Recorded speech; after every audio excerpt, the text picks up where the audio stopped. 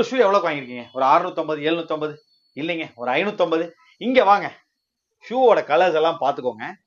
1 2 இதெல்லாம் பாருங்க. இந்த ஷூ எல்லாம் 3 ஷூ 1200 ரூபாய்க்கு கொடுக்குறாங்க.